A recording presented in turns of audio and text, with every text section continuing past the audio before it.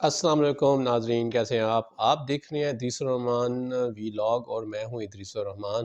قبل اس کے کہ میں آج کے وی لاگ کا آغاز کروں تو آپ نے ابھی تک ادریس الرحمان وی لاگ کو سبسکرائب نہیں کیا، تو اگر آپ چاہتے ہیں تو سبسکرائب کر لیں اور بیل آئیکن کو پریس کریں تاکہ آپ کو نئے وی لاگز کا نوٹیفیکیشن ملتا رہے۔ اس کے ساتھ ساتھ اگر آپ کو وی لاگ کا کنٹینٹ پسند ہے تو لائک کریں اور دوسرے احباب سے شیئر کریں، اور اس کے ساتھ اگر اس پہ کوئی اپنا تبصرہ کرنا چاہتے ہیں یا اس پہ کوئی فیڈ بیک دینا چاہتے ہیں تو کامنٹ۔ ہم بھی دنیا کی طرح اسی آس میں بیٹھ رہے ہیں کہ جی شاید نہیں ہوگا، لیکن امریکہ کو پتہ تھا۔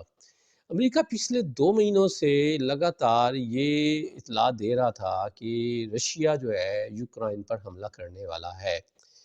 تو امریکہ کو مصدقہ ذرائع سے، سیٹلائٹ امیج سے اور کچھ انٹیلیجنس ذرائع سے اور کچھ انسانی جو انٹیلیجنس کے ذرائع سے یہ بات کنفرم ہو رہی تھی کہ رشیا اور مطلب کی جو ڈیولپمنٹ ہے وہ کس لیول پر ہے، اور امریکہ نے یہ کیا کہ اس نے یہ ساری اطلاعات کو عام کیا بقول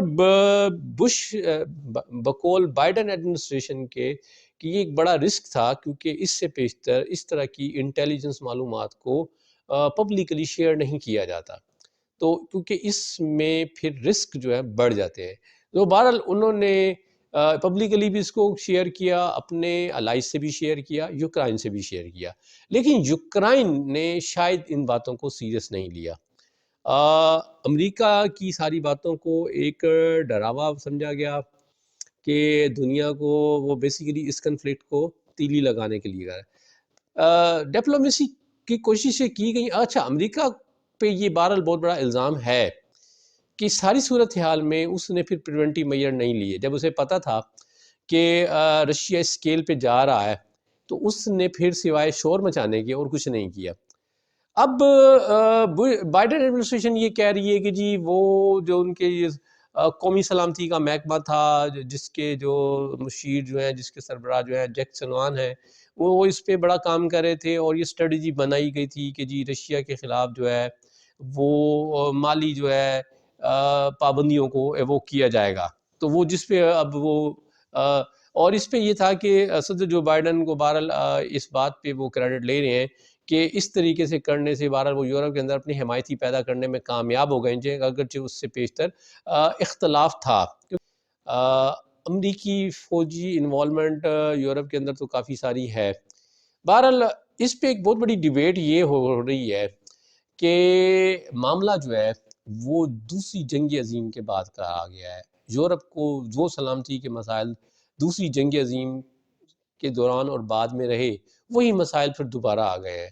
تو وہ یہ ہے کہ جی اتنے سالوں میں ان ساروں کو یہ مینج کیوں نہ ہوا۔ پھر اس کے بعد اگر ہم دیکھیں اس میں کولڈ وار کا زمانہ تھا۔ کولڈ وار میں ناٹو تھی، جس میں امریکہ کی قیادت میں نارتھ اٹلانٹک ٹیریٹری آرگنائزیشن تھا، اس کے جواب میں رشین بلاک نے وارسا پیکٹ تھا۔ تو اس میں جو رشیا کے اس وقت کی سوویت یونین تھی، پھر اس میں پولینڈ تھا، ہنگری تھا، یوگوسلاویہ تھا، چیکوسلاویہ تھا، اور رومانیہ بھی تھا۔ یہ ممالک تھے، یہ ایک پیکٹ میں تھے۔ ان کے درمیان بڑی سرد مہر تھی۔ دونوں تو فریقین کے پاس جو تھے ایٹمی ہتھیار تھے، ایٹمی میزائل تھے، اور بین البر اعظمی میزائل تعینات تھے۔ پھر امریکہ اور مطلب اس وقت کی سوویت یونین کے درمیان تخفیف اسلحہ کے اوپر جو ہے بات چیت ہوئی، پھر انہوں نے میزائل بھی کم کیے، ایٹمی میزائل بھی کم کیے، تو پھر سوویت یونین ٹوٹ گیا۔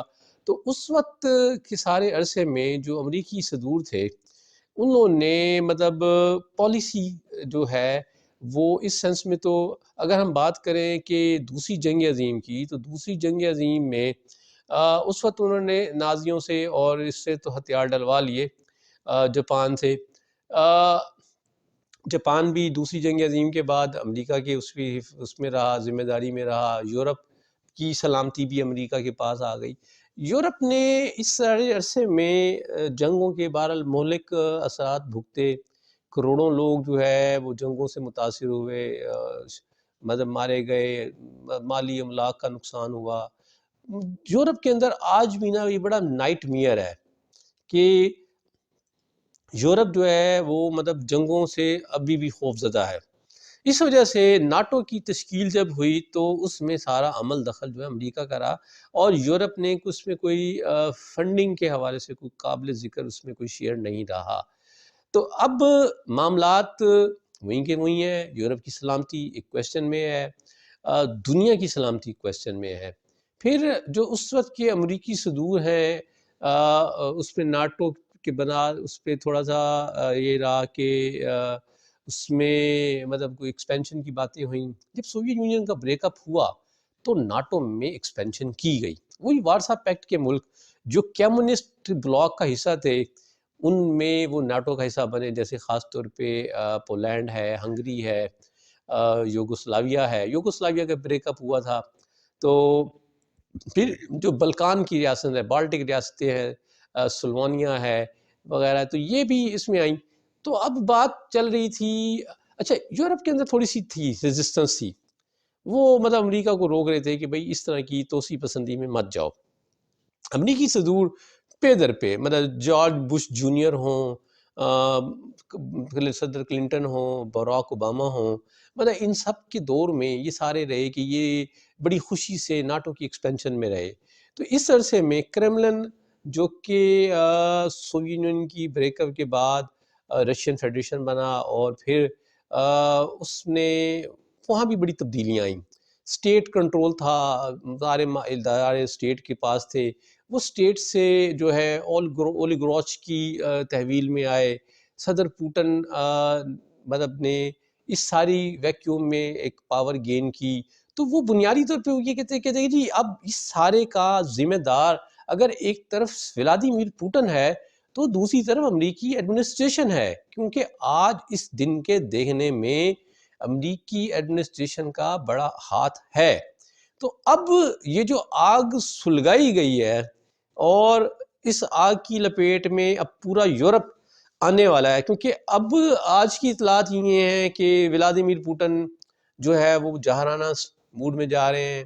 معاملات کو کسی طرف کنٹرول والی بات نہیں ہو رہی. اب انہوں نے تو اپنی فورسز کو اٹامک ویپنز کی تیاری کا بھی حکم دے دیا ہے. تو یہ بڑی تشویشناک بات ہے.